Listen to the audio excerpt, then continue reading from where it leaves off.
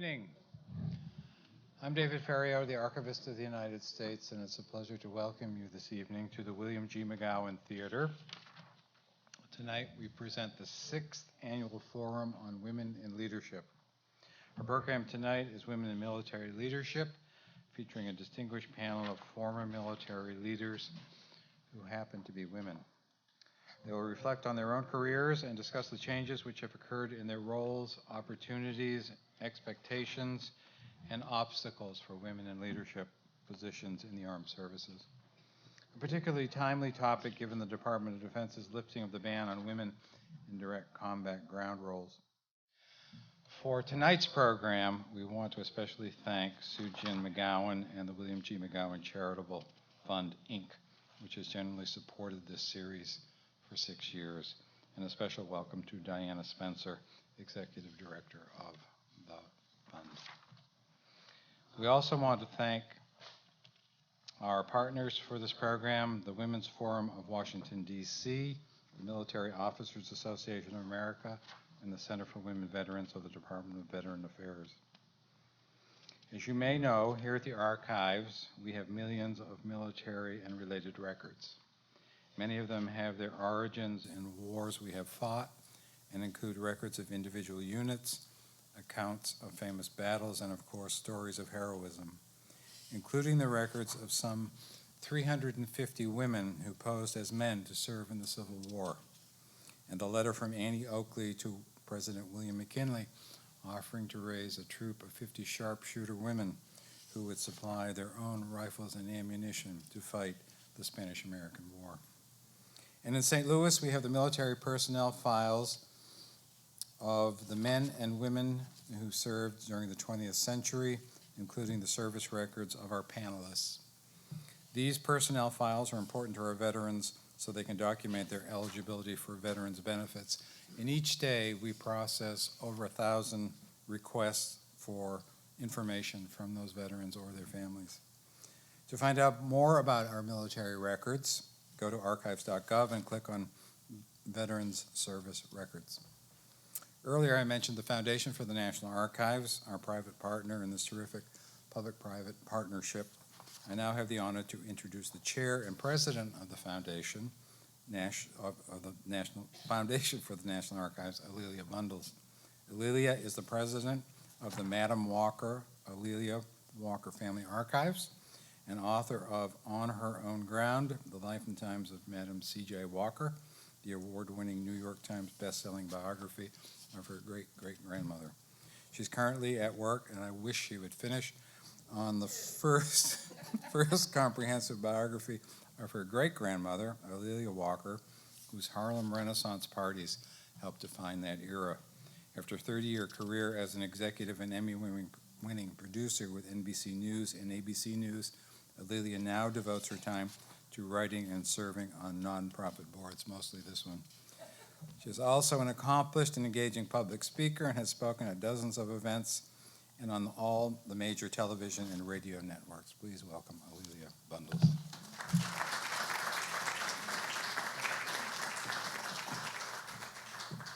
That's right. I spend all my time here at the Archives. Thank you very much, David.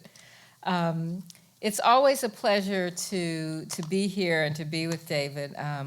On behalf of the Board of Directors of the Foundation for the National Archives, I welcome all of you to the 6th Annual Forum on Women in Leadership. As the Archives' private partner, we are proud of our role in helping to build this beautiful McGowan Theater and in supporting an incredible slate of free public programs, including author lectures, film presentations, and events like tonight's distinguished panel of women in military leadership. How many of you have been here before?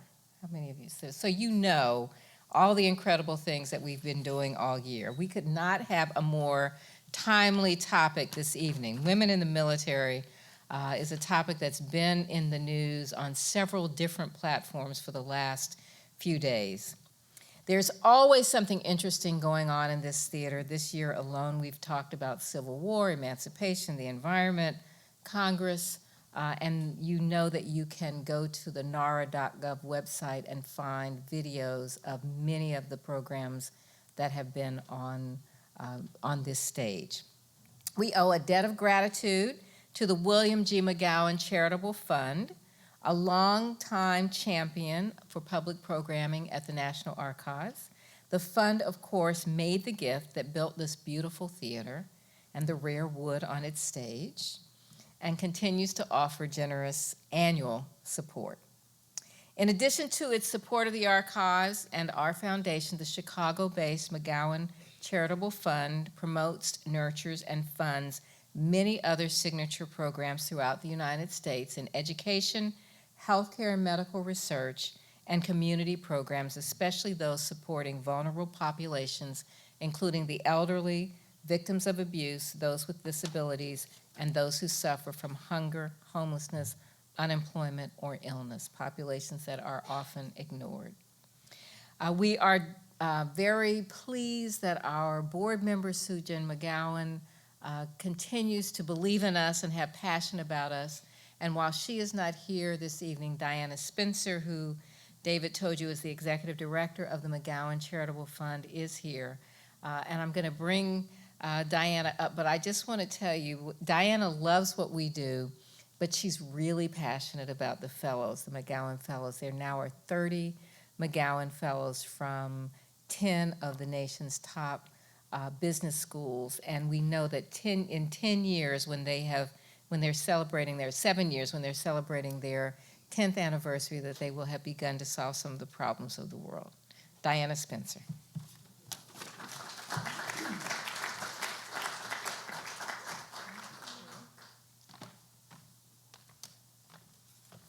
Good evening.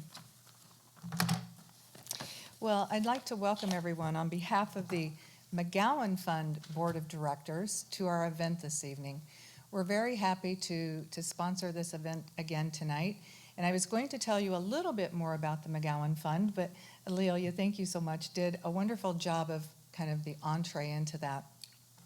So in addition to the support of this theater, we do support efforts across the country wherever our board directors live.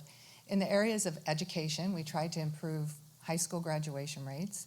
In healthcare and medical research all around heart health. We have supported a medical research program that develops devices, artificial heart pumps, and things in tissue engineering, all to help end-stage heart failure. What's new is that we are looking at things in prevention around heart disease. So we're looking at programs in childhood obesity, which I'm sure everyone here is familiar with Michelle Obama's work. And we're looking to see how we can start on the front end getting rid of problems before they develop into end-stage heart failure later on. So that's a very exciting thing. We also have our community programs, which is just what Alelia said. It's programs for very vulnerable populations. So we're responsive grant makers, and whatever our communities bring into us, the requests, the needs that they have to serve their community is what we do through that program. We are in we're not a national organization, but we are in 7 communities across the country. The Archives is our primary program here in Washington, D.C. As you may know, Bill McGowan and MCI Communications was headquartered here, and so we had a presence here for a long, long time. Nearly 8 years ago, we moved the organization to Chicago and myself so that the board could be more involved. So over time, we have reduced kind of giving to those social programs because, before everyone gets mad at me, because we give where board directors reside because the trustees of this organization get very involved. They go, they make site visits, they're good stewards to the grants, and it's very important that they be on hand to meet with our grantee organization. So we don't have anyone residing in the DC area today. We do give in Chicago and Aurora, Illinois. We give in northeastern Pennsylvania, where Bill McGowan was from. He still has family there. We give in Kansas City, Kansas, upstate and western New York, Colorado, and Reno, Nevada, all where trustees live. So just to tell you a little bit more about a direction that we're going to is something that you'll hear in philanthropy today is impact investing. And everyone's trying to measure the outcomes of what you do. So What difference does it make if you give a grant to a program and they're trying to help kids if you don't know if it's really advancing the kids or not? So everyone is looking at this, and we take a very hard look at the organizations we serve. From time to time, I'll have a moment where I think, oh boy, first of all, I feel like I work for Bill McGowan. You know, it's his organization. His family lives his passions and his core values. Sometimes just seems like on a daily basis. I do it every day. They don't. But from everything I do, I think, oh, what would Bill think about this? And there's been a couple of times where I've thought, oh, I don't know if he would like this grant so much. I don't know if he would like this investment. But what I can say with pleasure is that I know he would love our partnership with the National Archives. He would enjoy the programs. He enjoyed debate. He was very intellectually stimulating and stimulated. And so he would enjoy the conversations, the dialogues, the important work that goes on here in this theater named for him. So we're very happy to be here, happy to support. We're also, I would be remiss if I didn't say thank you to David and his team. They work so hard to put on these programs. We know it, we appreciate it. We also appreciate the speakers who come in for virtually nothing to do these very important conversations. So thank you all for coming. Come back often.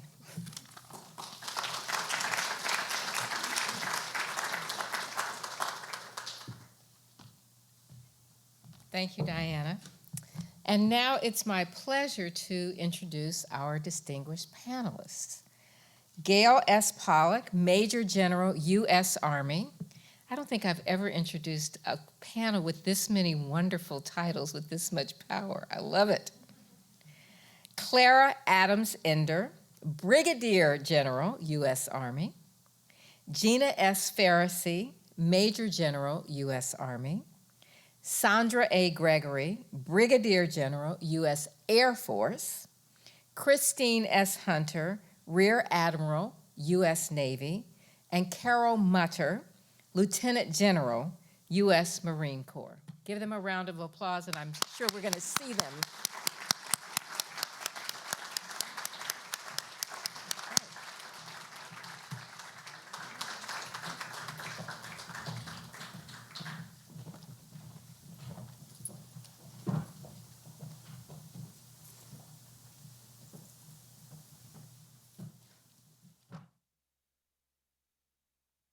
Well, you heard us introduced in reverse order.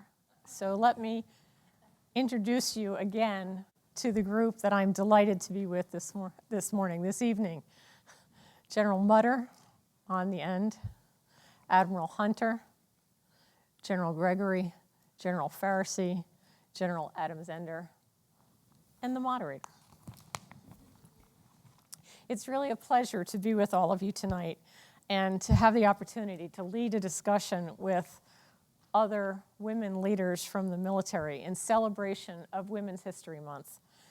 I think it's very important that we pause for a moment, though, to thank the National Archives and all of the leaders here in the archives and in their supporting organizations that believed it was important to recognize this group of leaders tonight. So could we appreciate Susan and David particularly?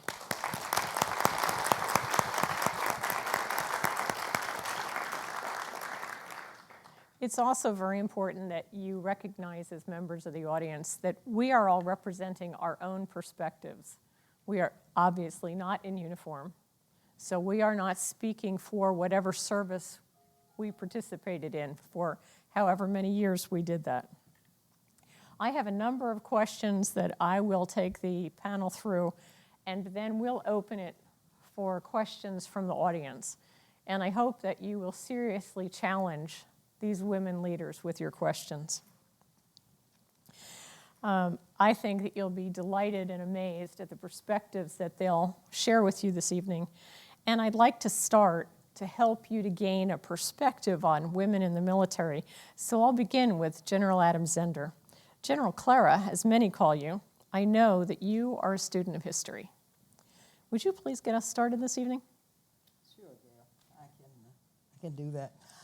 I'd like to first tell you how come I qualify to talk about history. there was a time when I used to say, and I've always been interested in history, that I read and studied history a lot.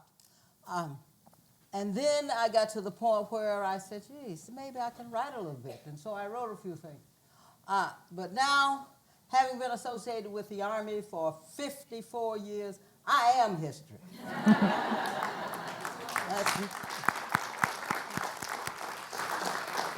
I joined the Army in 1959, so do the math, and you'll be able to tell a little bit about that. We're going to talk a little bit about changes in roles and expectations, opportunities, and so on. And I'm going to take about 3 or 4 minutes doing that because I think I'm going to cover about 40 or 50 years of that period of time in a very short period. I entered the Army as a private, as I said, in 1959. I could not enter ROTC. Women were not allowed to join ROTC at that time. They took their first women in ROTC in 1960. We could not have children and be on active duty. If I had gotten married at the end of my schooling and I was on a scholarship, and had I gotten married at the end of my schooling, I would have been discharged from the military immediately. And we did not have to go on active duty after having gotten married. Most women worked most women worked inside in jobs such as healthcare, nursing, medicine, those kinds of things. And most men were, and administration, secretaries, typists, so on. And most men worked outside. I noticed that immediately because I'd grown up with my brothers, and so I used to spend a lot of time outside. And I found that my brothers were not there. You know, they were all still outside playing around. Yeah. The opportunities were limited most, as I said, to healthcare and to administration. There were few women in leadership positions, no female generals in the 60s, in the 50s and 60s. And I received some good counsel, though, during that period of time, after I was especially during the time that I was a captain, from a number of male general officers who used to come to an area that I was managing in healthcare training. And they would, while I was there telling them about what I was doing in that particular area, they'd talk to me about what I needed to do to be a leader in the military. I found that quite interesting. Yeah. In the 1970s were when we saw the first major breakthroughs. The first female general officers were made general officers in 1970. The first was an Army nurse. She was General Anna Mae Hayes, and she's living till today. She's 93 years old this year, and she lives in Arlington. And the second one, and they were both promoted the same day, was Elizabeth P. Horsington, who died in 2007. Women were also allowed during the 70s to remain on active duty and if they were married, to be pregnant. Women could claim their husbands as family members for the first time. Before you couldn't. The men could, but you couldn't. Yeah.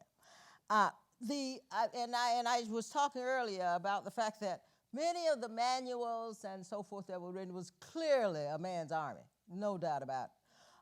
Many of the manuals and regulations, all of the manuals and regulations that were written in the male gender, none in the female gender. Now, they used to try to tell us that it was, what's that word they use for that? Non-gender specific. Hello? Yeah. I figured out what that meant very quickly. In the 1980s was when we saw really the major breakthroughs begin in the military. The draft was eliminated. And when the draft was eliminated, we moved to an all-volunteer force.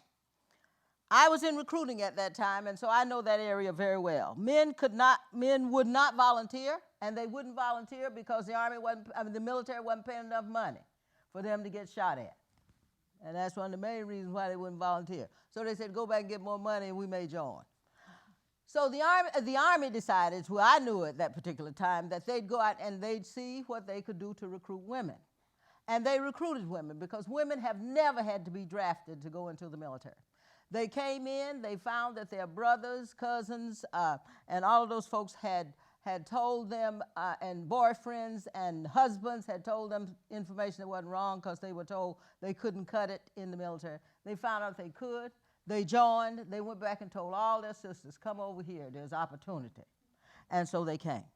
And they saved the all-volunteer Army in the beginning until the service could get the monies that they needed to pay the men to come in during that period. When the military got more money, then they came in. The DACAWITS, the Defense Advisory on Women in the Service, played a great role. From the 80s, then we go into the 90s, and until now, we have seen continuous and steady progress. We may not necessarily be where we want to be, but we are not what we were. Thank you. Yeah, sure. Thank you. So following on a historic perspective, I'd like to start on what's a very hot topic today, elimination of the 1994 ban on women in direct combat units. General Mutter, will you start us on this one? I'd be happy to. Women are in combat, and the law is just finally catching up with reality, I think.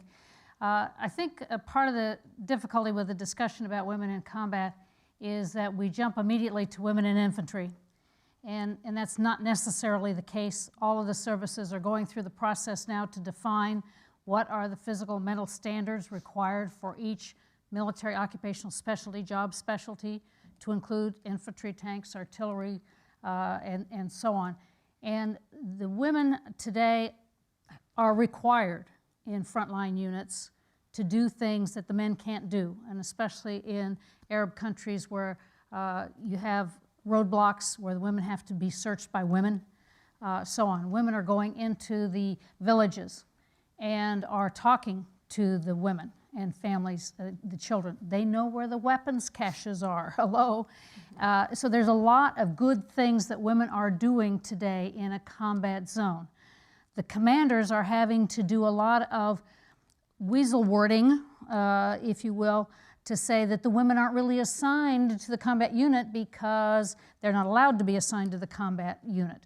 Well, that makes things dangerous. I've heard some say that the women have to be ferried out in the mornings and back in the evening, every evening. They can't stay out. And so therefore, they're exposed to more danger because of going back and forth on those dangerous roads every day. So there are a lot of things like that where we can eliminate those kinds of strange and unusual and unnecessary rules by saying that women are allowed in a combat zone, in a combat area. And so I think it's for the best, and the services are going about it right, defining what the physical and mental requirements are for each job specialty, and only men and women who can meet those qualifications will go into those jobs. Thank you. General Farrisee, you were involved with personnel and assignments. Can you talk to us a little more from your experiences about women in a combat zone? I think the most important thing that the future holds is we do not change any standards based on the fact that women will now be allowed in certain military occupational specialties that they are not currently. There are women who can do those roles, and there are women who want to do those roles. They should be allowed to do that. I do not see that they are going to force anybody into a position, and I think they need to make a big campaign of that so people understand this is not pushing people into places that they don't belong or that they're not qualified for. It's still going to be about the best qualified person for the position, and that you'll have to meet the standards. As General Mutter said, the women were already serving in many of those positions, and what we have done is done the right thing for all the services to allow commanders to use their best qualified soldiers in the way they need to be utilized without having to use some kind of tricks and wording and other things to get them there. So it's been a great service for all of the military and for women to be able to receive the awards that they justly deserve by being assigned to those units. Admiral Hunter, can you talk about how the women being assigned to the various ships has helped or hindered them, perhaps, in their promotion and their aspirations for leadership? Sure, thank you, Gail. I, as the other panelists are commenting, I'm struck by the fact that this beginning to have women directly assigned to combat roles in ways that are kind of above the line rather than behind the scenes, or as the general talks about, in roles where they're directly involved but they perhaps are not on paper assigned to those jobs. Strikes me that over our professional lives, we have seen women move into many, many career fields in the military. So when I first joined the Navy, I was part of the first generation of women on board ships. I went to my first ship. We had a crew of about 2,000 people. There were 10 women. So they put us on in groups so that we could at least have a few peers in the organization. And I learned some very important things from that role. I learned that you should know your job and do it as well as you possibly can. I'm a physician, so I had a professional skill at that time. You should find a mentor. And I found a Marine Corps captain who taught me the ropes of being in the military and succeeding in that environment. And you should know those around you because they're going to take care of you, that small unit mentality. And so for me, that was the Navy Hospital Corpsman. And all of the things that I didn't know as a fresh and brand new graduate from medical school, those Navy Hospital Corpsmen had years of experience. And they might not have MD behind their name, but they would take care of me just like they take care of sailors and Marines all around the world. So those are important lessons to learn about succeeding in a context. And I think then over my career, we saw women introduced to aviation, and as we learned, some were successful, some were not successful. Some maybe went ahead too quickly, and we learned how to adjust and pick out the ones that would achieve. And more recently, the Navy has looked at introducing women to submarines, a very restricted environment. Not quite the same as on-the-ground combat, but still what can be a challenging environment. And so we do this gradually. We bring different groups. We try to put them in together where they can have a couple of peers and be sure that they are well supported and have those mentors and some backup or top cover. We are women in the vanguard generation who are able to break some barriers, be able to give them an example to look up to, and hopefully we can look back and be some of those mentors. You mentioned aviation, so that seems like a wonderful segue into our Air Force, General. Would you please talk about the Air Force and how direct combat affects some of your members? Well, likewise, with some of the other generals and admirals here mentioned that women have been in combat for a long time and now the laws are catching up. So I had the privilege of one of my roommates when I was a lieutenant was one of the first women to go through pilot training. So that year I really got to see it up close and personal when it came time to how women were assimilated. And this was really only about the second group of women who were actually in an integrated environment with the man, because the first couple of pilot training for women were just segregated as women only. So now when they integrated it, so I got to see the highs and the lows, and what happens when you almost wash out academically and the rigor that was in the system, that they did treat the women the same. And so when they did measure up to the same standards, they achieved graduation and got their pilot wings. But what was interesting is some of the initiation, perhaps, is in part of the culture. There's some initiation where other services were sometimes saying, oh, that's one of the first women to go through pilot training, and she got bit in a place that wasn't very nice, and she was just standing at a place. And so these are some things that were things that had to be part of that didn't have to be, but were actual part of the acculturation that went on at that time, that we hope that is not happening anymore. But for women in combat, they were flying missions. They're now flying drone missions. They're flying with intel missions. They're flying as, they have flown for weapons systems officers and navigators for a long time, and crew members. So even back, for instance, back in Libya, when we did the raids on Libya, and there were tanker air crews with women on them. So I mean, it's been time now for the laws to catch up. Thank you. In many of the media discussions now about direct combat, they've been addressing what they call the different cultures of the services. And I'd like each of you to address your service perspective from your experience.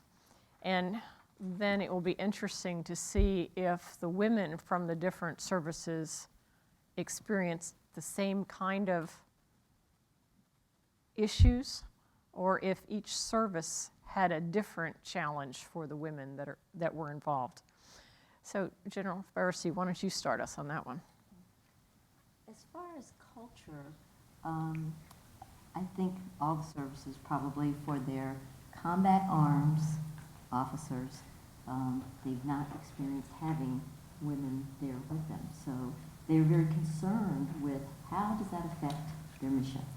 You know, the women going to be able to meet the same standards so that it doesn't affect the mission. And I really think that's the biggest issue that everybody is concerned about, is so long as it doesn't affect the mission. And I'm not sure everybody's convinced that it will. But that goes to what General Mutter said about, we have to look at, we are not talking about every woman going in to be an infantryman. That is really not what it's all about. There are certainly many other roles, and I think that the culture has already begun to accept that, and that will continue to grow as some of the positions are open to more women, and they had that opportunity to prove themselves. Many have already done that. They've proven themselves, and I think many more will continue to prove themselves. And slowly the culture will change. But culture takes a long time to change. Well, since we're talking about the Army right now, General Clara, are your experiences with the Army culture the same as General Pharisee's, that it's very combat, infantry, tanker focused? Oh, yeah. Yeah, I think so.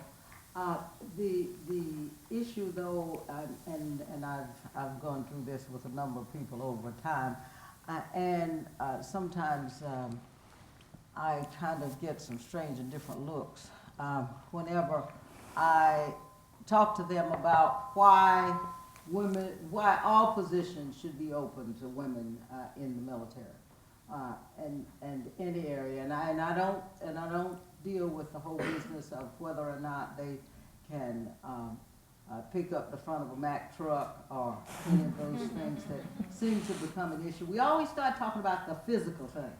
Well, you know, most of the world is computerized these days, and all it takes is a finger, all right?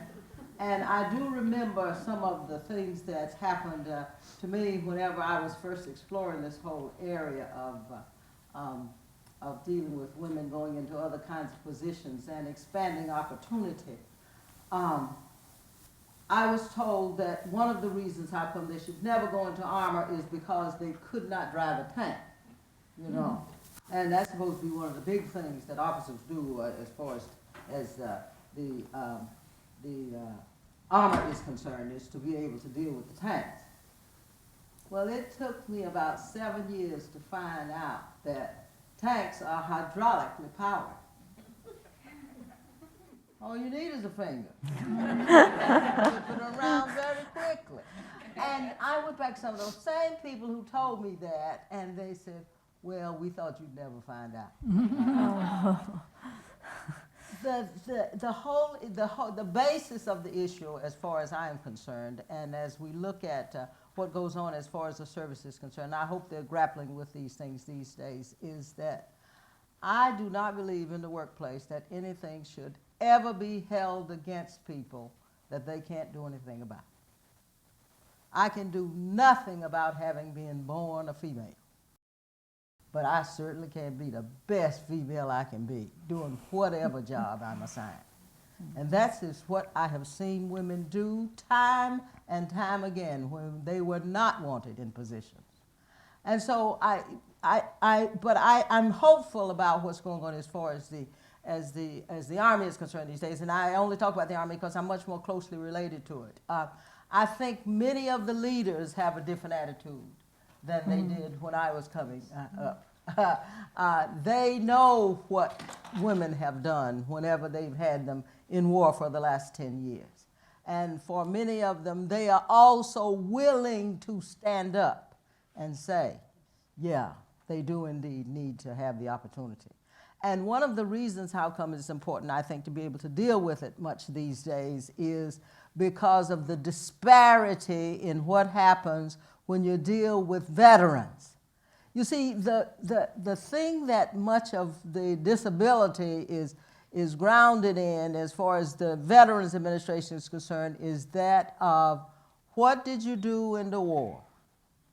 All right, what kind of medals did you get? You get so much disability because you got medals, and if you are not able to get the medal because you weren't assigned to the unit, you'll see there's a disparity there that should not be. And so I'm very hopeful about what I see going on as far as the future is concerned. What about the Air Force culture? The Air Force culture, of course, we're the baby service. And what I saw and continue to see is that it's remained quite agile in terms of change. I think it's much more open to change. And it opened up a lot of doors of opportunity. Now, I was in financial management for almost 3 decades. And so that was a place where, for a while, over half of the major command, or the large commands that there was, the chief financial officers were women, over half. And so that was the result. So some are in the audience today. And so it's interesting to see around the table that we did, as a result of some of the trailblazers, like all of us in our career fields, really pushed and continued to know our job, practice integrity, be sensitive to others, and bring our leadership to the table, and the doors were open. So I saw the culture much of change and innovation. Not that there weren't roadblocks at times, and there still are in areas. So I'm not saying everything's fixed by any means. But I found the culture, and I also found it interesting, this is just my personal correlation, but I really enjoyed working for men who had daughters. Because I think psychologically they realized, I want to give that person a fair shot. Because I don't want to put a lot of education in my daughters and have someone give them roadblocks just because they're women. And so that's something I found throughout my career, that it was good that they sometimes saw, they didn't treat you like a daughter, but I think that it was something going on that they wanted to make sure that the next generation got a good shot. Admiral Hunter. Well, I think I could add to the story a little bit by talking about the ways in which the Navy supports ground combat. So certainly we've had women on ships since I came into the Navy. We introduced women in all types of aircraft that the Navy flies over the years. But women have more recently made, I think, a significant impact in combat support roles where they are on the ground supporting the other services in many cases. And so I want to call attention to our CBs, our construction battalion, our engineers, our heavy equipment operators, those sorts of people who may go in to prepare a landing zone, the footprint for a forward operating base, that sort of thing. Women have been very successful in the CBs for years. They can do those combat engineer roles, they can do builder and steel worker and all types of craftsmen, what we might have thought of as vocational trades, and they excel there, and they're able to definitely pull their own weight or punch above their weight in terms of the physicality of those roles. And then the second thing I'd talk about is hospital corpsmen, of course, because all of us here know, and many of you probably know, that the Navy supplies a hospital corpsman for the Marine Corps. So there's lots of opportunities to go on the ground. And women have excelled in those roles. And when I'm injured, whether it's downtown DC or on a very foreign shore, if I look up and I'm still awake and I know I'm hurt, I want a Navy hospital corpsman there, and I don't really care what gender. General Mutter, what do you want to tell us about the culture of the Marine Corps? Well, the Marine Corps is very male, very macho culture, as everyone understands. No, tell me it's not true. I'm telling you something you don't know, right? It's always been a bit of a surprise to me to think when people say, "You made general in the Marine Corps?" The Marines are very innovative, very forward-thinking. First to use helicopters, among other things. First to nominate a woman for 3 stars. Thank you very much. So I think there are definite cultural issues, thoughts, ideas. Every Marine a rifleman. That's the first mantra for Marines. We have to learn how to fire weapons, to know how to fire weapons. I remember during Desert Storm when the the Army women were, and men were caught in a crossfire and were having difficulty in fending off the enemy. They happened to be a maintenance unit. And my first question was, how much rifle training did they have? When was the last time they cleaned their weapons? And I think there was a culture there of, well, they're maintenance people, they don't need to worry about that. And so the Marine Corps had an advantage saying, we're every Marine and rifleman, and I think there have been a lot of lessons learned in those areas as well. The Air Force and the Navy in general, notwithstanding Seabees, et cetera, I think are more technically oriented, and the Army and the Marine Corps more ground oriented. And so I think you will find a lot of retired male Army soldiers and Marines who are very concerned about the women in combat issue because they have been in combat. They know how nasty it is. They know how difficult it is emotionally, mentally, physically, and so forth. And maybe because they are fathers of daughters, they don't want their daughters exposed to that. But by the same token, I agree with you. There were a lot of men that I worked with who were very positive about my making general and in fact taking command of a combat deployable unit because they were fathers of daughters who were struggling to be a junior partner in a law firm and that type of thing. And so they saw those things going on. They knew I could handle the job, and they felt like I deserved the chance. The other point I would make is that I think the young men and women of today have had a totally different experience than we have, and that these old retired generals have had. And it's totally different today. These young men and women have been playing soccer together since second grade. They have been in the fight together in various ways all through school.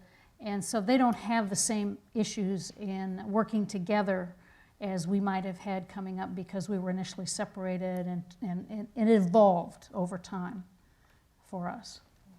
Thank you. You mentioned the concept of every Marine a rifleman. How did that affect your style of leadership compared to the men? How would you describe those similarities or those differences? And the rest of you can think about this question because I'm coming to the rest of you too. Well, even though we said every Marine a rifleman, when I first went through basic training, the women were not required to qualify with a rifle. Because going through General Clara's history there, at that time I was commissioned in the Marine Corps in 1967. Women were not in the deployable units. They hadn't expanded into those roles yet, so there was no need for us to have those skills. We had familiarization training, and we thought we were hot stuff because we got to fire a weapon, but we didn't have to fire for a score and we didn't have to be issued a weapon and make sure it was clean and ready to go at any time. That came later, and it was difficult. It was a challenge through your career to evolve into more and more requirements that you weren't prepared for because you didn't get that training in basic the way the men had gotten it. And I was fortunate to have people help me along the way, mentors who made sure that I got some additional schooling or help along the way to make sure that I understood and knew how to do those things as we evolved and were expected to do more. Thank you. So I think the question was about how our leadership style might differ From your male counterparts. based on our experiences and journey as a woman. And so I would say that my leadership style is a mixture of thoughtfulness, lifelong learning, being very decisive, looking at the hierarchical structure that we all operated in, and then a little bit of mom. And that's where it was different, and I think it was enormously helpful. Let me tell the story. I was the commanding officer of the Naval Medical Center in San Diego just about the time that we learned that many wounded warriors in warrior units around the country were not receiving the kind of care that we hoped that we were all delivering. And so it was a crisis, and it was a question of, how are we treating these folks who have given so much to us and so much to the country and sacrificed so much? And how will we know when we're doing a good job? Because they may not feel free to tell us. Well, I had been at the command for about 2 weeks when the first headlines broke. I had a pair of jeans and a t-shirt. It was the weekend. I said I better get over to the barracks and figure out what's really going on. So I walked the halls and I ran into a young man in a wheelchair, helmet on, obviously disfigured with lots of injury. He said, "Who are you?" I said, "I'm the Admiral." He said, "Oh no, the Admiral's a big guy." I said, "Well, I'm the new Admiral." And he said, "You can't be." And I got them all out of their rooms, and we had to look through those rooms just like your mom would do. And ever after that, all those wounded warriors knew that we could have a dialogue, that I would be available, I'd be in the barracks, and their counselors and leaders would say to them, "Treat the Admiral just like your best friend's mom. You have to be respectful, but you can say what you need to say." And I think that that gave me a significant advantage over someone who was perceived to be less approachable because of the stars on her shoulders. Thank you.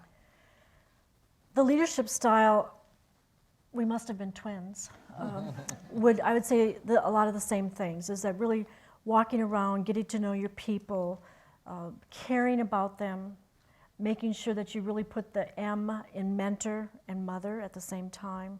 So I think a lot of it's very natural. Plus, if you just have been given those leadership opportunities as you're growing up, is whether you're being a leader at home or at school or at church community, whatever you're involved in, is that those leadership skills just transferred very easily. So I was telling someone earlier in our discussion is that my first duty job as a second lieutenant, I was 20 years old and I had 50 people working for me, which at that time, I had people old enough to be my grandparents.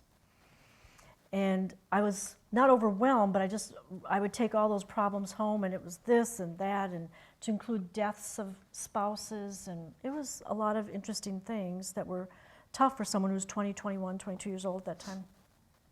I didn't think I ever wanted children after that. So I went to the doctor. Unfortunately, they talked me out of it, or else I wouldn't be a mom of 2 wonderful sons today, because I said, if this is what motherhood is all about, I don't want anything about it, because I've got 50 of them now. But going back to the leadership style was to be very much nurturing. And yes, the mission stayed online, but let's bring everyone's talents to the pool.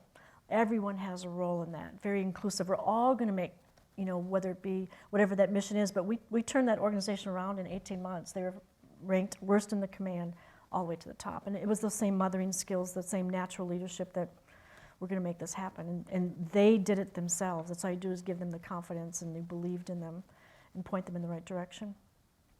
Thank you. Jennifer Farsi.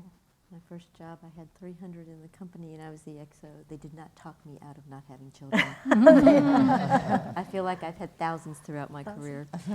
I think there are a lot of similarities and just a few differences, but the similarities as far as my male counterparts was to always lead from the front, to make sure that soldiers knew that you weren't going to ask them to do something that you weren't going to do yourself. To take good care of yourself and be able to be physically fit and do those things so those soldiers, especially your female soldiers, would follow. They would have no excuses not to do the things that they needed to do. And so I think it's very important to be a good role model and to always lead from the front, whether that's for your male or your female soldiers, service members.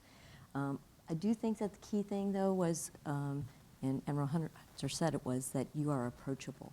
I think you have to be approachable, but I think that's part of being a good leader. If you want to know what's on the mind of those folks who work for you, if you don't allow them to approach you and for them to think that you are fair and that you will listen before you make your final decisions, then they don't feel they can trust you. But when you're approachable, you do learn a whole lot more from the people who work for you. And I think that's a very key point. General Clara. I was chief of the Army Nurse Corps, and so I managed the Army's 22,000 nurses at that time, serving all over the world. And I will tell you that nurses are a tough crowd. And I know there's a couple of them in here, and they know that. Yes, they're over here laughing. Yeah.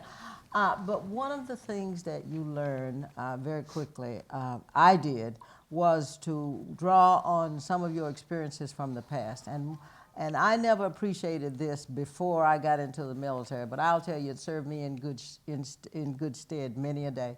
I came from a family of 10 kids, and I was the 4th oldest. And whenever I had to deal with people and in behavior and that type of thing, I always said, geez, my sister used to act like that. Now, what did I do when she behaved in that manner? And I'd use those kind of personal experiences to help me through many situations. I had a mentor very early in my career who saw me through many a situation and taught me at that time, I don't need anything from you. I'm all finished with my career and everything. You just go out there and help somebody else. And so I spent a lot of time just trying to make sure that I grew up a lot of other people so that they could see and understand how it is to manage organizations and to take care of the people and empower the people that you're dealing with. That is, allow them to do things in their own way. You know, very often we get into the habit of trying to teach people to do things like we want them to do it.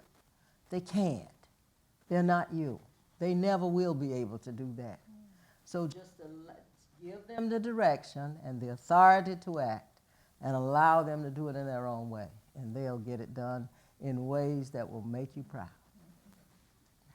Several of you have talked about the importance of mentors.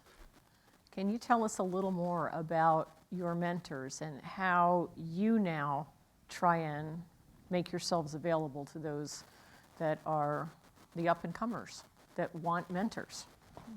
General Mutter? Well, when I joined the Marine Corps, we were 1% female. So most of my mentors, and we didn't have the word mentor in those days either, but most of the leaders that I looked up to that helped me along the way were men, obviously, because there weren't that many women around. And they did help me along the way. I do think the theme that you're hearing here about the differences in our leadership styles, I think, are that women are more collaborative, and in the military especially, men tend to be perhaps more dictatorial, but also the theme of caring, I think, was there as well, and I always felt like the best male leaders also cared.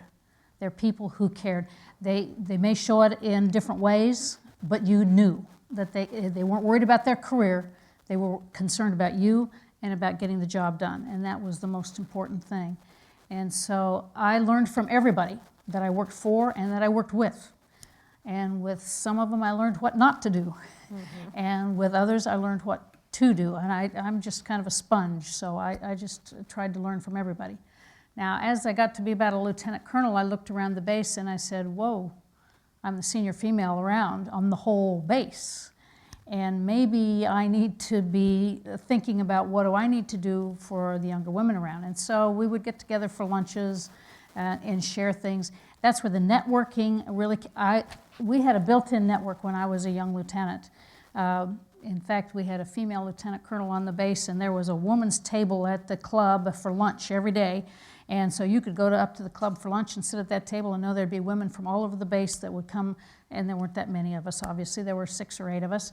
But if you had a problem with, and you needed help from that organization, you had somebody you could call over there. And so the networking really, again, we didn't call it that. We didn't have a special word for it in those days, but it worked. And so we had people who preceded us, I think, who figured out what worked and who taught us what worked, and we were able to continue those kinds of things and build on them and perhaps do even more along the way. So it was a matter for me of just watching and learning. Thank you. Okay, General Gregory, you've been itching to answer this question. I'm watching you wiggle over there. Oh, I think mentoring is just one of the most important things that we can do in those who have helped us. And it just doesn't, men and women, I think it's important to also mentor people who don't look and think like us. And then that's what makes us a stronger service. That's what makes us a stronger nation. That's what makes us stronger neighborhoods. That's where we really want to reach out. It's okay to to mentor people who look just like us, but also go beyond that. And then it's amazing all the new ideas that you have from a different perspective. So likewise, what you had mentioned, General Mutter, is we've had some great mentors, men and women, along the way. So we learn from them and then give back. And I think one of the key points is to be accessible. And I think that also the networking among the civilian women and the military uniform women can be extremely and is very extremely useful. So right now, I just want to be accessible. And now with the email and texting and, you know, that's what makes life very interesting, and that's what makes leadership all worthwhile, is when you see that next generation continue to prosper. And if you had one little tiny bit of it, you learn from them and they learn from you. Great partnership. Thank you. Hopefully, some of these questions have been ones that interested you, but I'd like to start to open it to the audience now. I'd ask that you please identify yourself and then ask your question. I will ask you to get to your question because there's a bunch of people, and I'm hoping that there are more than one or two questions out there, because if you don't have some, I do. And, but I thought it would be a lot more fun to find out what's on your minds. So who's going to be brave enough to start? You have one over there. Please. Oh, and thank you for bringing to my attention that there are microphones on either end of the auditorium. Good evening.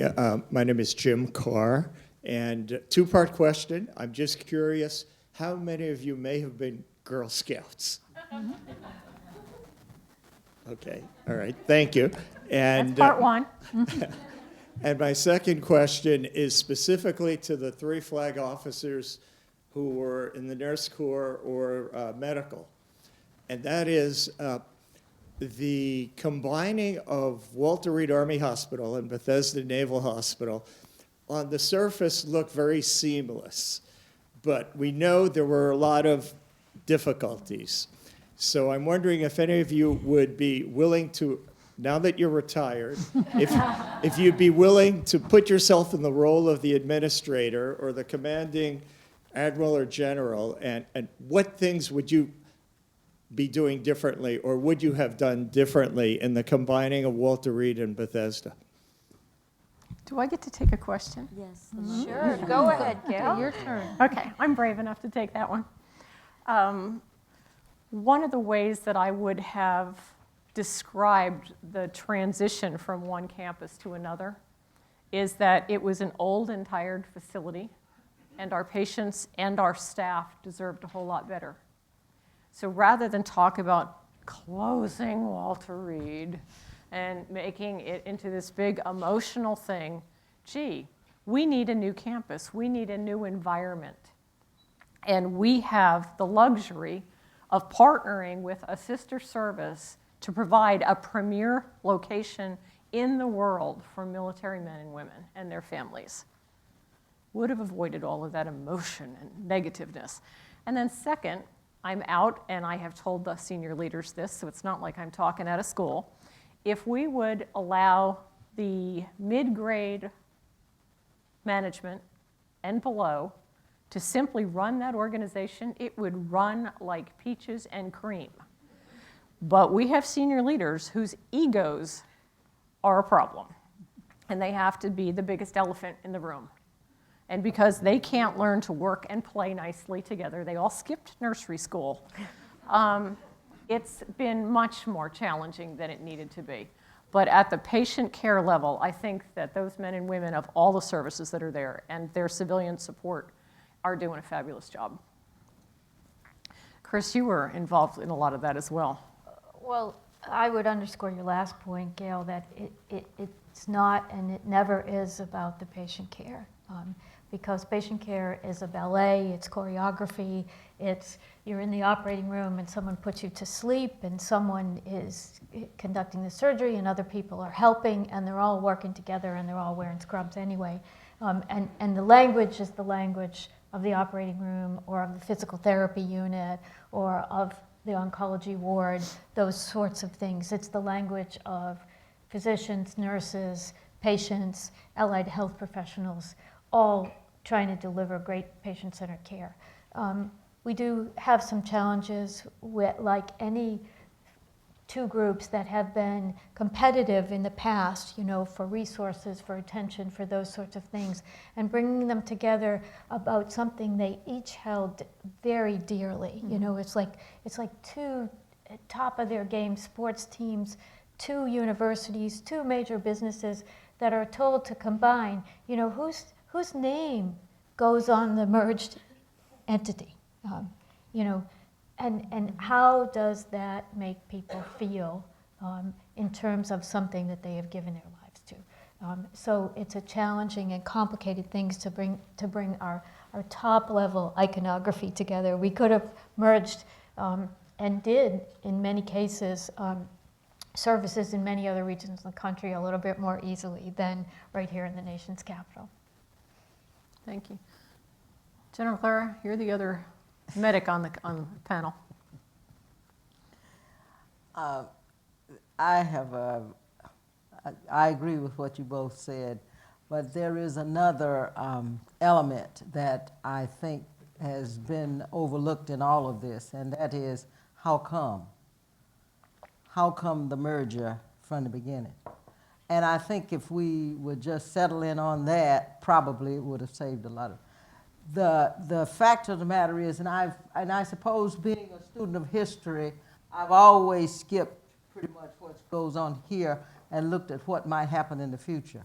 And I think what we are drifting towards is one medical service for the military, one healthcare service, run by somebody.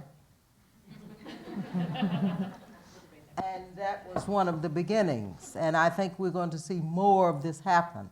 I just, you know, I have just tried to stay out of the fight because I was already out, and so I try to stay on the outside. But I am just watching the events as they go.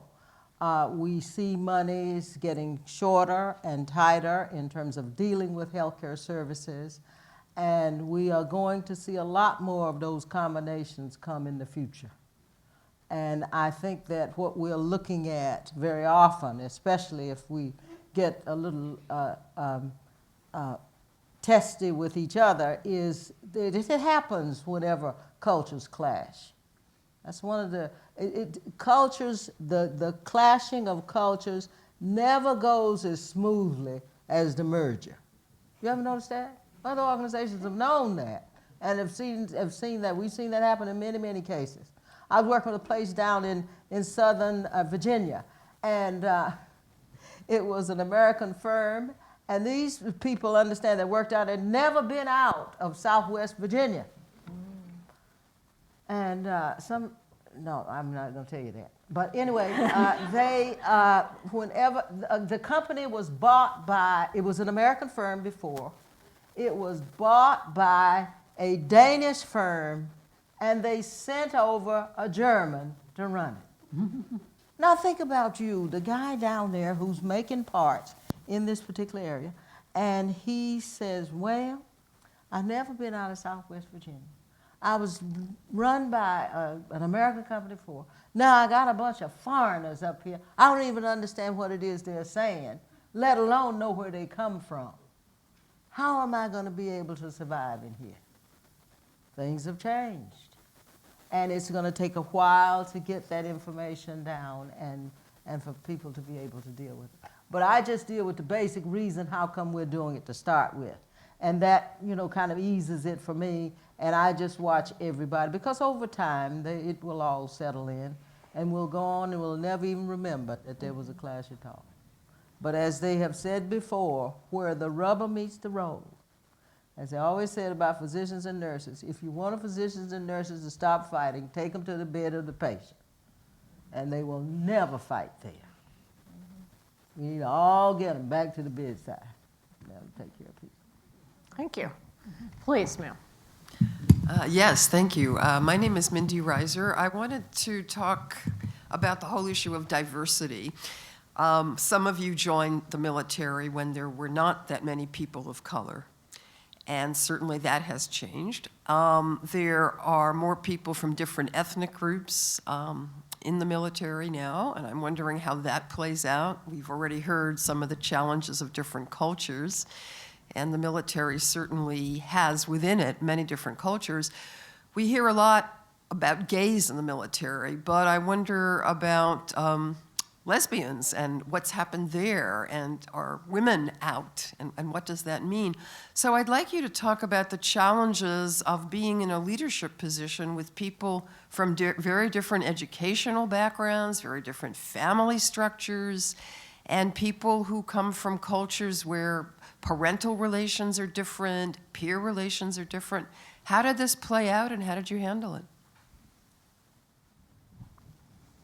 Who's going to jump first? I will. Go ahead. I think that diversity makes every organization stronger. There is something that everybody can learn from it. And I think that because the services are made up of what this nation is made up of, then it is very important to have that diversity. And I think it makes your units, your workplace, stronger so long as you as a leader are willing to listen to everyone and you are fair across the board. Everyone has their opportunity to be a part, and that you are one team, and that you work as one team. So I believe it strengthens the service, and I believe that the services see that.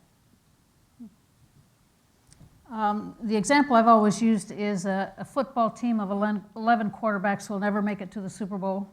And so you need different members of the team with different skills, different backgrounds, different capabilities in order to work together to do the best and be the best.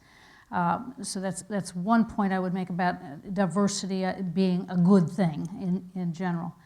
I lost my second point, so you can come back to me later. Okay. It's called Almost Timers. Okay, I'll make a comment about the diversity piece, because we have to look at who we attract into the military. It's the young men and women of our country. And we've evolved over time as far as what we find acceptable and what we don't. And when you talk to the young folks, they're not plussed about the fact that a woman is in charge. They're not plussed about the fact that they could have a gay or lesbian to their right or their left. They want to know whether or not they're going to be able to do their job and cover their back when they need it. It's the groups of us that have not grown up with those experiences in a day-to-day basis that find it harder. But one of the challenges that I think we're going to start to deal with now, we're a reflection of society. And we've been society's tool to modify behaviors for years. We eliminated segregation. We brought women in. We practically, without anyone noticing, we transferred from the don't ask, don't tell into an open environment, and there's been very little ripple around our services about that. The challenge that we're being asked to take on now is sexual assault. Yeah. And I will tell you that your military is going to figure it out. And then we're going to turn to the rest of society and say, it's time for you to start to police out there. Because we count, we're looking to make it different. And I think that you will see that our diversity that exists now, because of the other social changes that we have made, will enable us to survive and to thrive and to change that culture that exists across our nation because of the strength of our teams. I'd like to just add one more comment about the question, who supports you in this role? So one of your most difficult moments, General talked about being CO of a deployable unit, is sending your people into the fight when they may not come back. And you have to face that as a CO if you send anyone to deploy. And what you want to know is who supports you in this role and in your life. And our ability to include whoever the individual considers to be their family is a great strength in sending people forward. I just want to echo that the military has been the great equalizer, like you had mentioned, like Gail had mentioned, throughout the last few decades since we've had women in the military, back to the Civil War even. But what's interesting is I find is not only is it the great equalizer, but because of the training, we are a wonderful training mechanism. And as you've gone through this, is so that everyone gets the same kind of training, whatever your specialty is. And it doesn't matter what background you have or what belief you have or how you practice different things in life. It's all about how you can perform that job and how you're going to fit on the team. Period. Dot. Is it perfect? It's not always perfect, but it's leading the pack for the whole nation. Thank you. I'm going to, I need to just make one Please. comment in relationship to, because she talked about much that had to do with diversity at various times and was very. I will tell you that I believe in the environment today that diversity is a lot more valued than it ever was before. And the reason how come I think that is because of the thinking of the people who are here at this time. And I will tell you that I'm glad it has changed because I have seen some disasters about happen because of that. For example, whenever we had discovered that we had AIDS in this country to a very great degree, I was chief nurse of Walter Reed at that time, and I was about ready to go down and jump on the chief of staff of the Army's desk because the Army said we didn't have any gays in here. And we'd known forever. I mean, anybody who'd ever been in at that point in time knew that that was not true. And so we had to make sure that we worked through a number of things and get to people and say, you've got to make sure that you clean this up and deal with this. And I heard that he died the other day. C. Everett Koop is one of the greatest surgeons general we've ever had in this lifetime because he defied the President of the United States to deal with that particular issue. And it turned out very well. So, and I'm glad the whole issue of gays in the military has come to the fore because they've been here all of the time. It was just unfortunate. And I have dealt with a lot of unfortunate situations as a leader coming forth of people who have had difficulties. But I do believe that the environment and the atmosphere has changed to a very great degree. thank you very much. Please. Thank you. So I'm Diana Spencer from the McGowan Fund, and I have like a list of questions for you. I'll ask probably one, maybe two.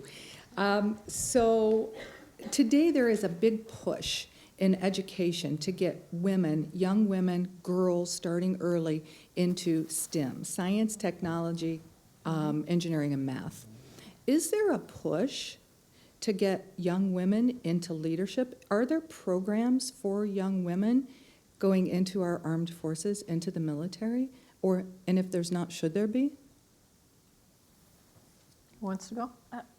I would just say all of our officer training programs are leadership programs. It doesn't matter male or female. And if you make the cut to become an officer in one of the services, you're going to go through officer candidate training is where we, at least in the Marine Corps, I think it's true for all the services, that's where you say, will they make the cut? Will this person be able to lead?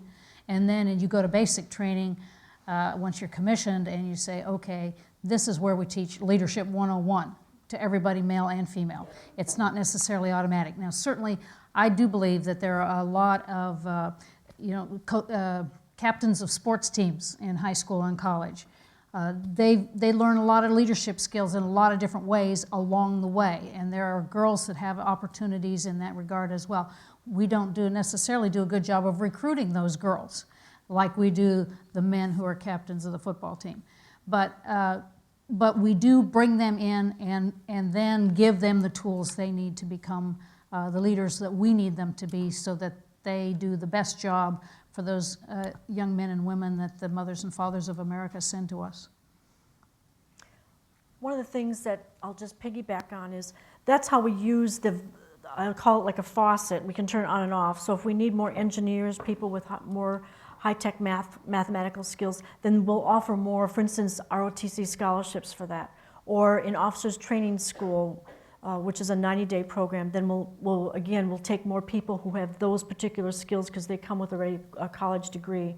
And same thing with the academies, we'll just gear more towards what specific things that we need towards the STEM. But it is a wonderful program, and like I said, that's how we gear our scholarships, if that's how we're going to increase the number. And that's going to be based on, you know, how well-rounded, what kind of grade point average, and just like any other college scholarship. But it's going to be the needs of that particular service. And I would also submit that when the services are looking for leaders, they're looking for people that are demonstrating potential. You're not just doing a great job in your day-to-day job. You're demonstrating to those around you at both your peer level and your superior level that you have the ability to do more. And as you start to assert yourself in that way, I think that often other opportunities to develop those skills are afforded to you. So there will always be some element of self-drive, trying to move yourself forward. But you mentioned you had a couple of questions. Well, I do. I'll give you one more, but then I'm going to have to go over I'll just here. ask real quickly this one, because this one is very interesting to me. So I see a lot of programs come through today for post-traumatic stress. And it just struck me as all of you were talking, which I have enjoyed tremendously. But it just strikes me that, you know, they've all been, except for one, all have been for men, for post-traumatic stress and coming out of the armed services. What do you know about post-traumatic stress that's occurring in women that are coming out? Is it there? Is it not there? Is it just less prevalent or less known about? I'm going to jump right into that one because I was a student nurse at Walter Reed during Vietnam, and I watched the women nurses come back then and have significant issues. It is not a gender-specific disorder. You know, it has to do with what we're exposed to, and for the docs and the nurses and the medics who every day dealt with a severely injured body of a young man or woman, you know, it's almost overwhelming. I admire them so much for their ability to continue to do their job day in and day out. But it is not a male, that is not a male club. And let me add a little bit to that. I think that we recognize that post-traumatic stress affects both men and women, you know, based on their experiences and their whole life experience, you know, that experience in context with other things. And so many of the programs that were focused on women's needs for PTS also incorporated elements of sexual trauma. And that is fine if that's the group that you fall into, and certainly there are many needs. But young women said to me, there isn't a comfortable place for me to deal with my issues. I don't fall into the category of military sexual trauma. I do have combat-related PTS, and I'm in a group of men with whom I don't feel a close connection as we're going through our group therapy to try to work these issues out. And so there's a real gap in programs for women, and I think that all of us as health professionals are trying to step into that, not only to figure out what techniques really are most effective for people to resolve or address these issues so they can go on with their lives, but also are there gender differences in how we respond to treatment or the context in which we will feel safe to engage in treatment. And both the military and the VA and the Joining Forces campaign that is reaching out to medical schools and professional training schools, nursing schools across the country are seeking solutions to that problem. So maybe some of you in the audience, you know, have a part of the formula that will work. And you know, please, we encourage you to engage. I know you have a couple of others. If you give me a moment to go across. Please. Hi, I'm Ann Miles. I'm a retired lieutenant colonel in the Air Force and taught at the Air Force Academy for 4 years back in the 80s and 90s. And in fact, one of my fellow professors is now been named to be the superintendent, Michelle Johnson. And so the academies are sort of in my mind at the moment, and some of your comments went along those lines, so forgive me if I don't phrase this exactly right, but what I'm interested in hearing your comments on are whether we need to change, reform, look at the service academies in terms of the way they deal with women, in terms of improving the way women are treated throughout the military and the leadership roles that they are going to be privy to down the road.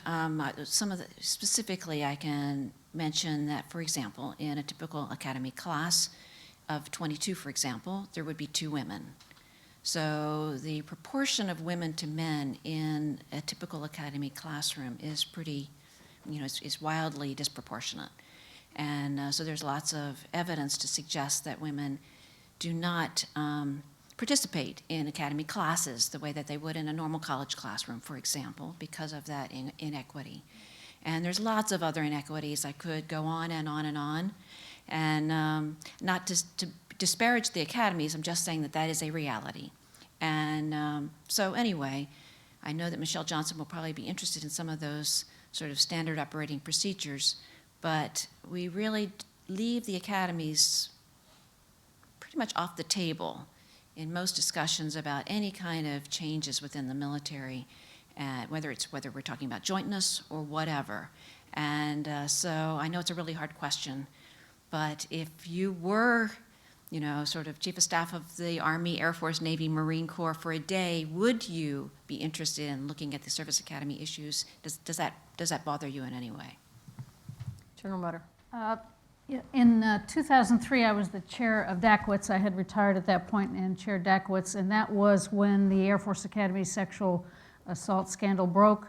And DACWITS could you all know what DACWITS is, Defense Advisory Committee on Women in the Services. We could easily have descended upon the Air Force Academy like everybody else did and studied and tried to figure out what was wrong, and we said, no, they got enough people doing that. We'll wait. Maybe we should go back in 4 or 5 years and see if they're actually implementing the recommendations that all these other people are making at this point.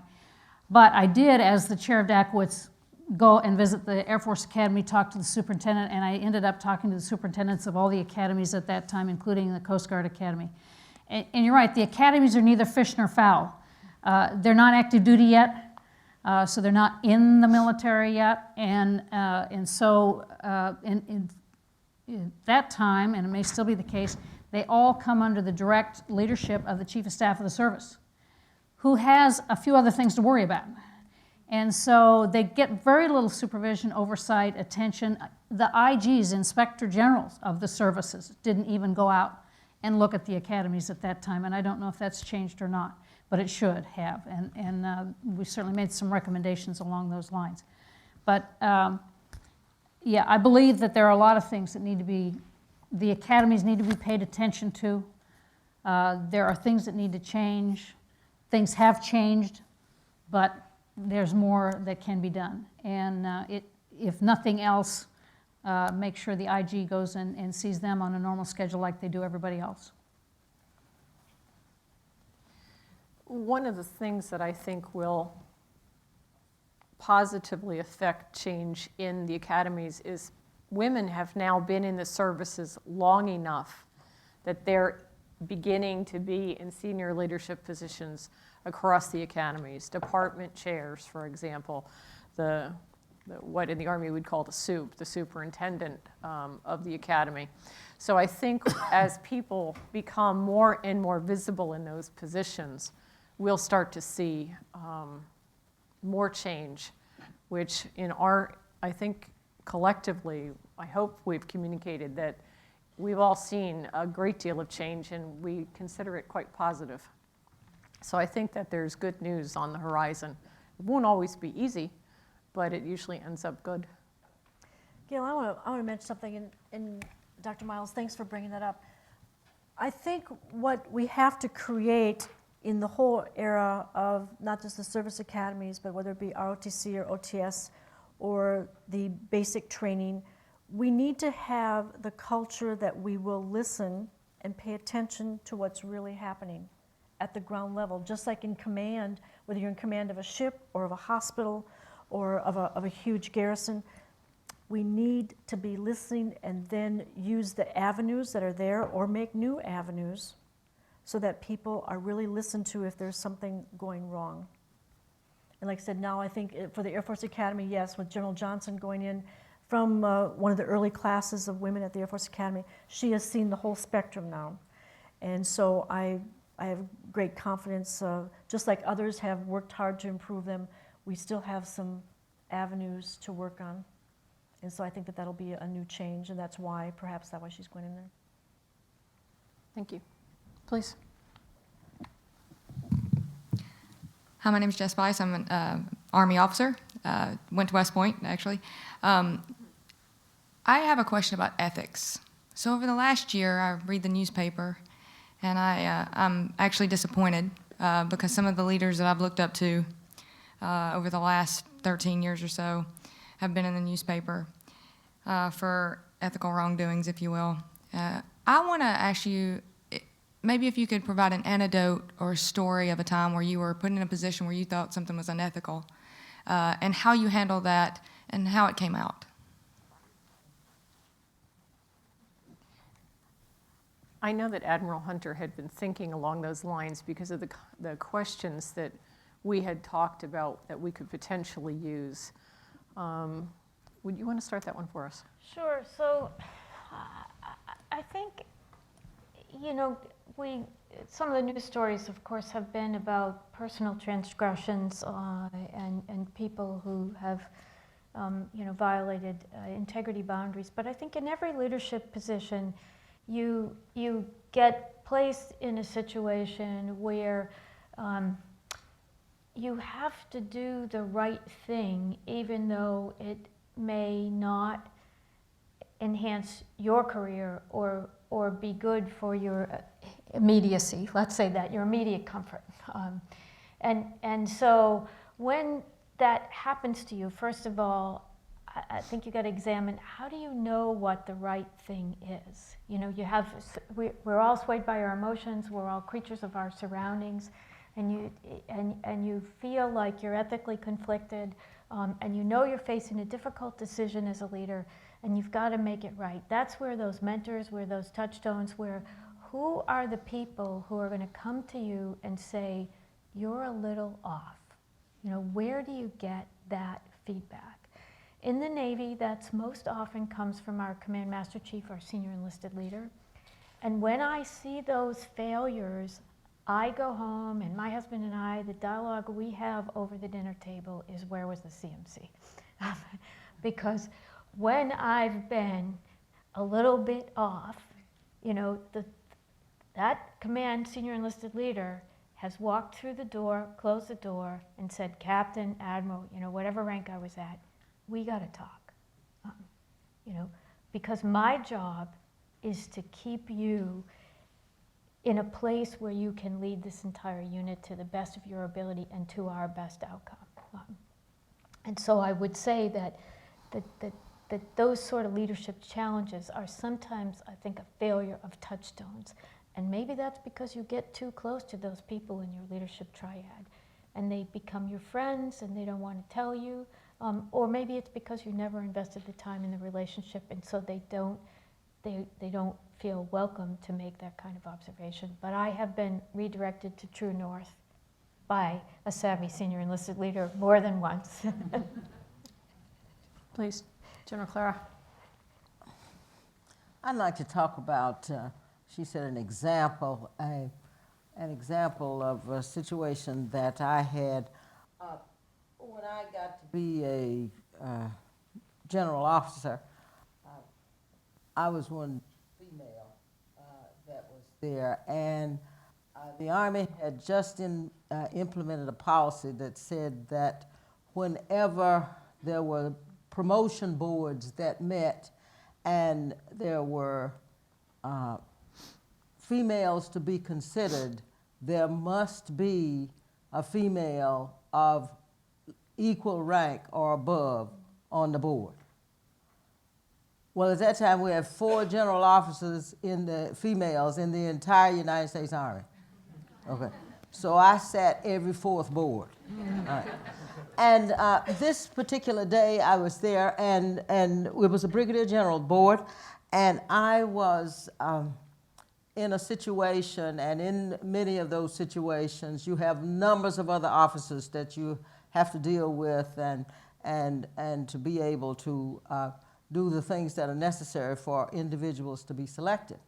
And there was a young man that was a colonel, that was the deputy of a fellow that I knew who was being pushed, he was pushing him to make general officer.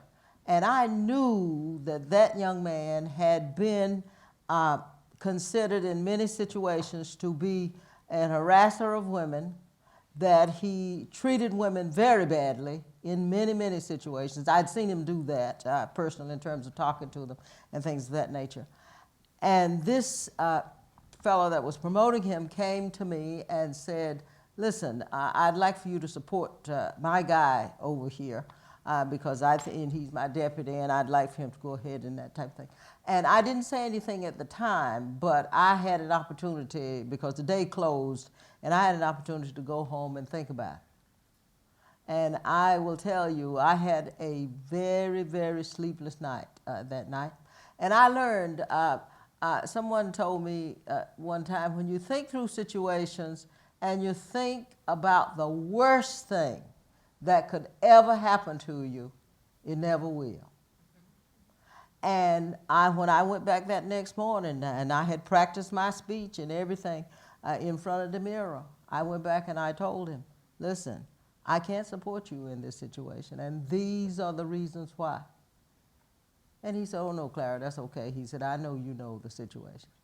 And he didn't support him either. And so he didn't make general officer. But you know, whenever an ethical situation comes up, and they do very often, it's important that you think it through and know where your ethics are at the time.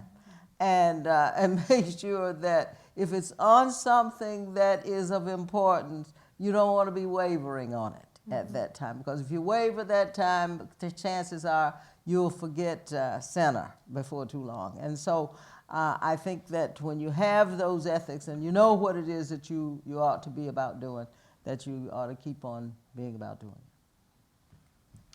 it. I had opportunity to talk to seminar groups at the Joint Forces Staff College in Norfolk, Virginia, and I remember in the maybe 10, 12 years ago, talking to a group of majors and lieutenant colonels, and they were very concerned at the time about all the different deployments that the military was being asked to do at the time, and they were being stretched very thin, and they thought a lot of these things were inappropriate and they weren't things that they should be doing. And the question was, why aren't the generals throwing their stars on the table and saying, we ought not be doing these things? And the answer is, I'd like to provide that to have you think about it a little bit different perspective here, because one, you do that behind closed doors. You do make your ideas known, your concerns, your thoughts, you're true to your ethics behind closed doors, but it's still the lead guy's decision. And usually it's a guy. But you know, the guy in charge has to make the decision and has to take the responsibility for that decision. Now, yes, there may come a time in a situation where it is so important that you feel like, okay, I just can't handle this. If that's the decision it's going to be, I'm going to resign. I'm out of here. And I remember General Ralston, I think it was Chief of Staff of the Air Force, who did that over a situation about 10, 12 years ago. General Fogelman. Fogelman, excuse me. And he did that. He left as Chief of Staff of the Air Force, the #1 guy in the Air Force. And when he left, he had zero influence over what would happen the next day. When you're still there, you still can work inside the system to try to change things. But it may be that you've made up your mind, it ain't happening, I ain't going to be able to change things, and so I'm leaving. And that may be time for you to go. But those are the decisions that you struggle with. Is this something I can continue to work at and change from the inside, Or is it something that I just can't live with anymore and it's not changing and so I'm going to leave? I think a final thought on that is power corrupts. Or absolute power corrupts absolutely. And I think that leaders in the military, in government, in business, they lose true north. And I think it's good that we're offended when they do. So. On the other side, if I could say, I was head of manpower before I retired for the Marine Corps. On any given day, I forget the number now, it was either 1/3 or 2/3 of the general officers in the Marine Corps were under investigation. It is too easy for anybody to make an accusation. And whenever an accusation is made, you have to take it seriously, you have to investigate it. I was accused of a number of interesting things and under investigation. Join the club. So I am not at all happy. I hope there are no media people here. We're on the record, so forgive me. But I mean, the media will run with a story before they figure out if it's true or not. And they'll say, you know, unconfirmed, but they still run with it. And poor General Allen got whipped up in this whole thing with General Petraeus. And I'm very disappointed in General Petraeus. I had a lot of respect for him. But General Allen didn't deserve what he got. And it was eventually proven that he didn't deserve it. But in the meantime, what did he and his family go through, and his command and his ability to do his job? It is too easy for people to make accusations and for it to make a huge difference in the ability to accomplish our mission and lead those poor young men and women that need good quality leadership. I'm going to take one last question. Take two. Oh, I'm sorry. I hadn't seen anyone come to that side. So I think you were standing up first. Okay. Good evening, ladies. I had a question in the context of I see a lot of my female officer peers getting out of the Air Force because they feel that they need to choose between having a family and having a career. And I was wondering if you could talk about any programs or initiative to retain quality female officers or anything that you would recommend to do in order to be successful at both. How many of us are married? How many of us have children? And we did it, but it was not easy, was it?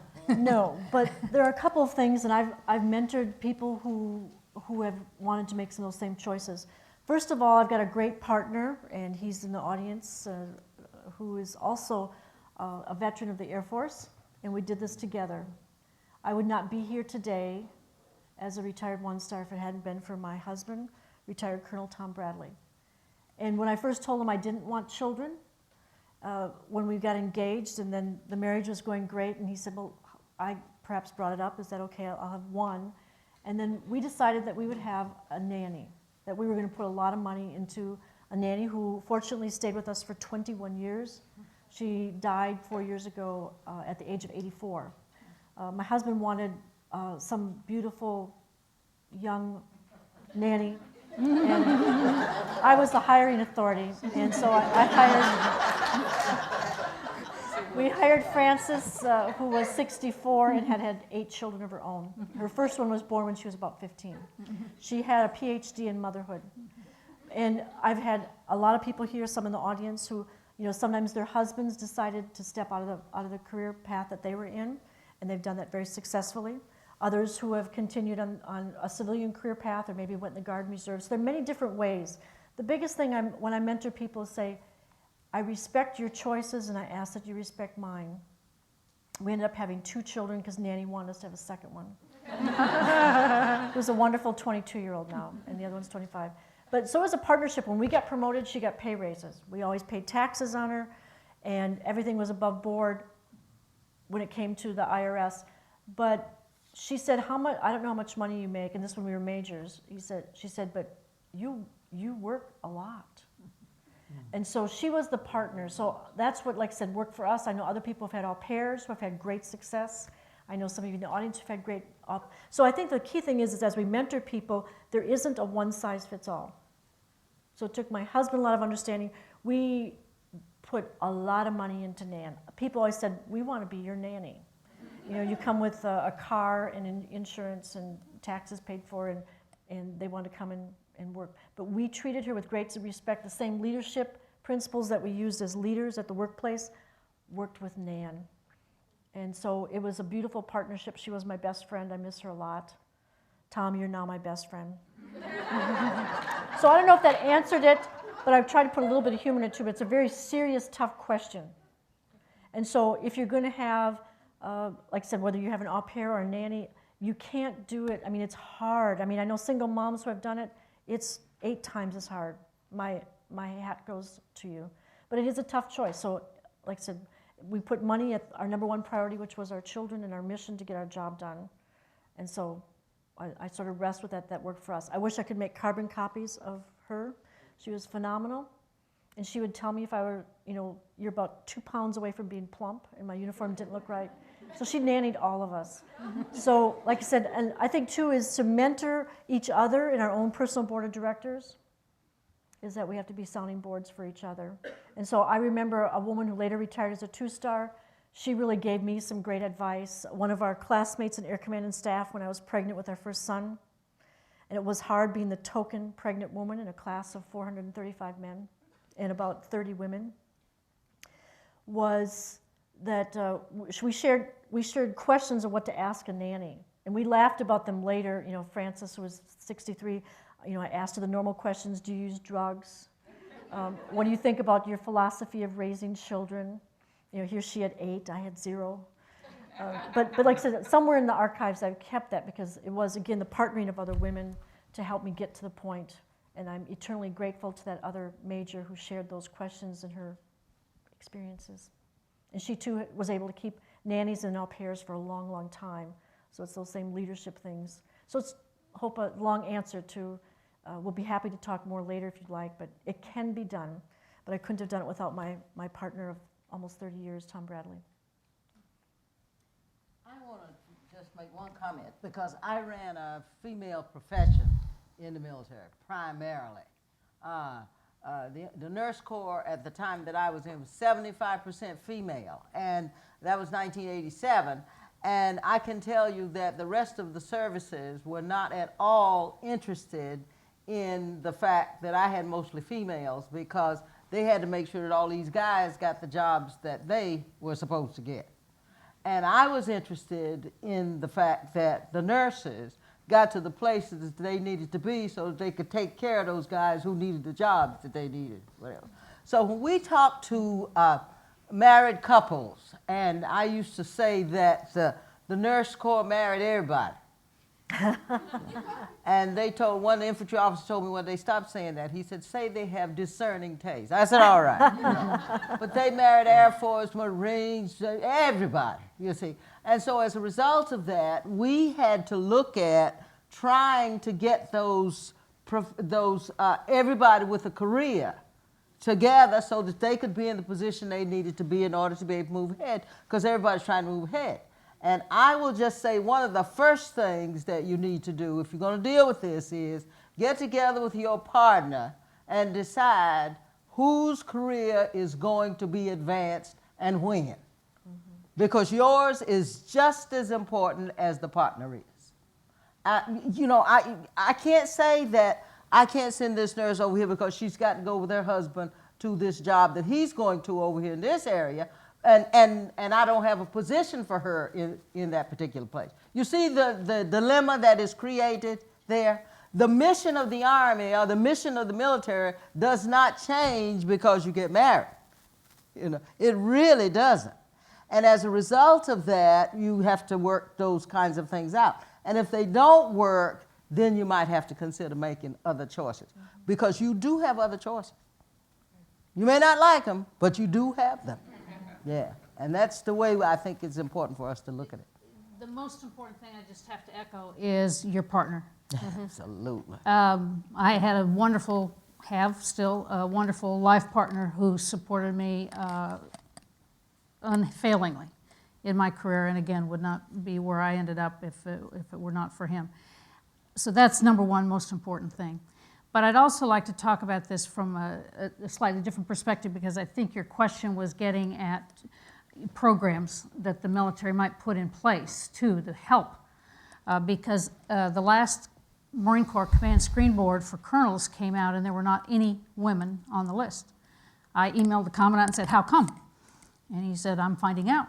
And he's now got a task force working on why, and it's because of family issues.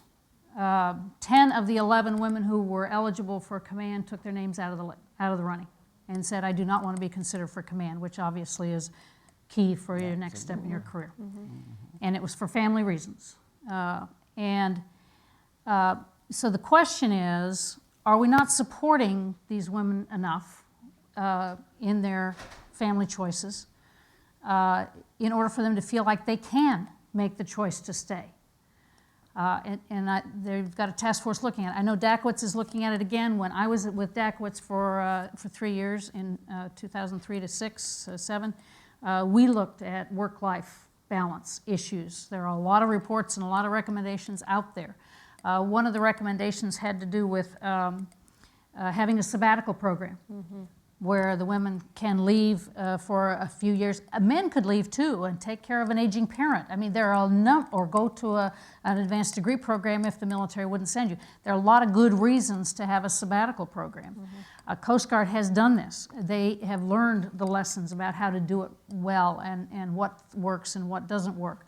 And I know Dackwitz is looking at it again. I know the Marine Corps is looking at it to say what are some things that we can do to ensure we're not doing things that force people out, and in fact we are proactively doing some things that can help them make the decision to stay. So, because you're losing a lot of talent and expensive training and expertise that you've put a lot of time and money into for years in training people up to this point, and then they leave. And we can't afford to do that.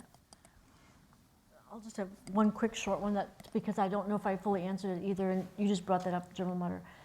One of the things that my husband and I said to our career people is we would take any job that the Air Force needs us for as long as you keep us together. And so we knew that and we had made the decision then, I guess, that my career took a lead. But my husband got phenomenal jobs. He always had a lot more fun than I did. So they kept me on career path within financial management. But he has a resume, like for instance, he got to do strategic planning and war gaming and quality, and he just did, and then international affairs. So he got to have, so it can, like I said, but we were very flexible with our career monitors, just like all the things that you had to deal with. Yeah. Wow, we just said, listen, we'll go anywhere, and we'll work hard, just like you do. So it can be done, and there are many of us, I think what we also is, it's important that the women who have done some of those same things ahead of you, you shouldn't feel like you're on an island by yourself. Please call on us. We'll be happy to share with you one-on-one or in groups, brown bags, wherever you're working, we'd be happy to come. Yeah, I would encourage people to reach out to us. You know, if we can figure out how to get to your location, we're generally, can be listeners. We can ask some really tough questions about areas that you might not have considered. So, reach to the other women that are out there that are either going through or know people who've gone through similar challenges. And our fees are small. Cheap. I think we had one more question. Did you? Okay. I hope that the thoughts of my colleagues were interesting for you this evening. I know we had fun just on email and thinking about, well, what would we really want to share with the audiences tonight? I think we could have talked for days, but that wasn't what we were afforded. So thank you all for your patience and for sticking with us through the evening. I know that I'll stay. This is my friend Cruiser. We'll be around for a little bit if anyone has questions. And I would just really like to thank my colleagues here for a great evening. Thanks very much.